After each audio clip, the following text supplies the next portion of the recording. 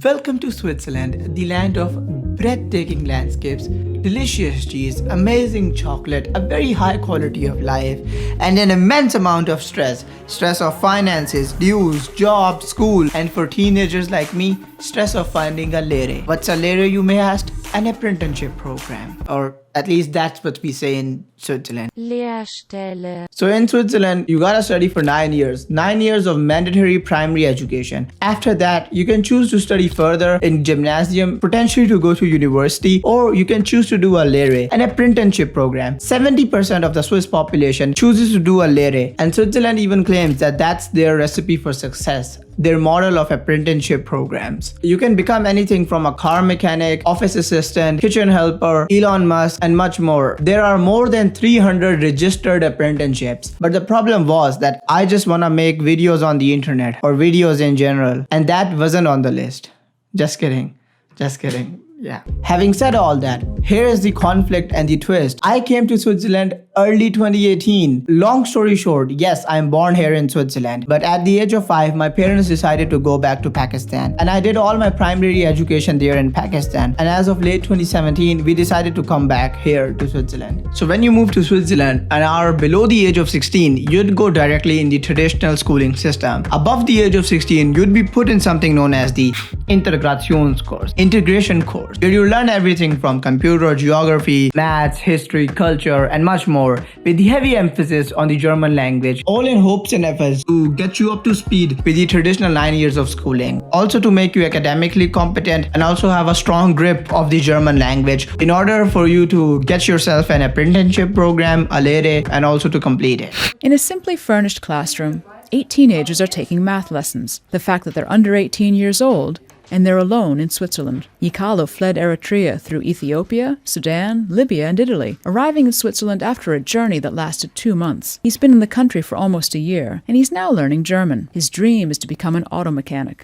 If I can't speak German or do maths, I can't find a job. After completing my first and second Integrations course, it was time to find an apprenticeship program in the third and last Integrations course, which was done with the help of a social service company known as Stiftung Zukunft Thurgau. By their own definition provided on their website, Stiftung Zukunft Thurgau is a social service company. With our offers, we increase the chance of job seekers to find their way into the job market. We offer a service package consisting of work, education, and coaching. In a nutshell, and by my experience, Stiftung Zukunft Thurgau is a social service company aimed at helping struggling teenagers, immigrants, foreigners to increase their competency in lacking areas and help and guide them in the job market. They can also provide you with part-time work and job, but more on that later. Indeed, this program is designed for foreigners and immigrants, which is funny as I am neither a foreigner nor an immigrant. I am just a Swiss who was on vacation in South Asia for way too long.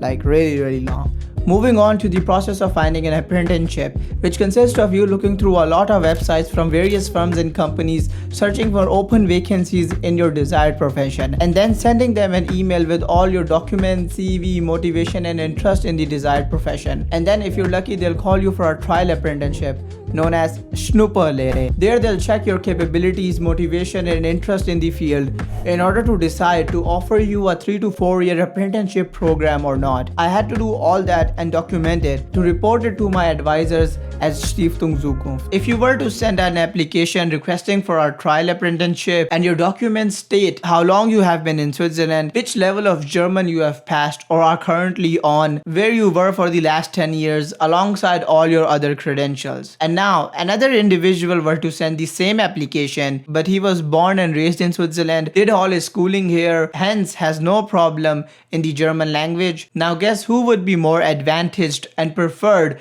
in terms of the likelihood to be offered an apprenticeship program? Obviously, the second one. German is his first language. He studied here. He checks and fills all the right boxes. Clearly, for the employer, he is the safer bet over an outsider or foreigners who did Integrations course and were in Switzerland for the last 2 to 3 years. And truth be told, I faced a lot of adversity and rejection merely on these bases. I'm not saying that I was discriminated, racially attacked, or faced any prejudice for just not being raised in Switzerland. At least I never felt like I was. I'm not oppressed, not racially segregated. I never felt like a victim of the society or the system.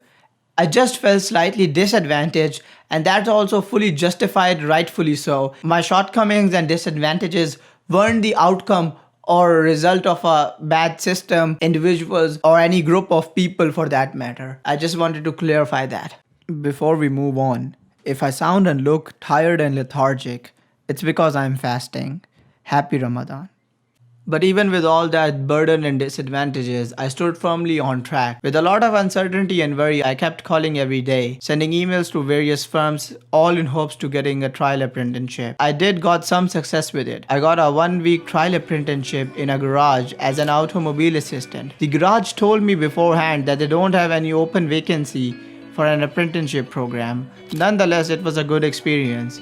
I got to learn a lot. The people there were very friendly. It was a good learning curve of the professional world. Shortly after that, I got a job in Landwerkstatt, which was provided by Stiftung Zukunft. As I mentioned earlier, they do help you with a part-time job or work, where I worked 4 hours a day, and the rest 4 were spent looking for apprenticeships, setting my documents together, calling and sending emails to various firms. And truth be told, with little to no success, my depression, anxiety and worry just kept on growing. With every rejection, my proclivity towards depression and a sense of hopelessness increased. I started losing all sight and motivation to carry on. All possibilities felt like a far cry. The days passed faster than ever. Everything seemed out of reach. Uncertainty and fear of failure haunted me every day. Suffice to say that pretty dark days were those. But as Friedrich Nietzsche said, he who has a why can bear almost anyhow.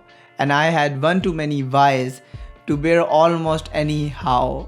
And just like that, one day I was researching about different professions when in all serendipity I came across a video of the profession Automatiker on SRF My School. Ihrer Arbeit verdanken wir, dass ein Lift im richtigen Stockwerk anhält und sich die Türe automatisch öffnet. And I was like, I like this. I can probably do this. This seems interesting. I quickly headed over to Beruf Sehar to check how many open vacancies were available in Thurgau, the state I'm living in. I found 5 open vacancies alone in Stadler Rail. I quickly headed over to their website, checking the requirements and other stuff, continuously questioning myself that why would they take a chance at you? It's such a big company, they have the best offers. Why would they give me a chance? Why would they take a chance on a kid who literally came to Switzerland practically yesterday, when surely they have an abundance of applicants speaking perfect German, studied here, who are waiting to be accepted? Why would they take a chance at me? Well, with all my skeptic, uncertain, pessimistic, borderline nihilistic state of mind, I decided to send them an email. And then I waited without a sense of hope or expectation. A whole month and a half passed away, and I low-key forgot about it. And right when I thought everything was over, in the midst of a fall break, I received an email from Stadler Rail asking for a date suggestion as when I would like to do the trial apprenticeship. I was truly in utter shock and appalled beyond explanation, though I was really worried and concerned about my performance on the trial apprenticeship. The first day went really nice, cozy and comfortable. The people there were super friendly. The atmosphere was really pleasing. My Lehrmeister, training teacher, was a super nice and friendly person. I didn't felt any pressure or stress on me. I worked on few things as control cabinets.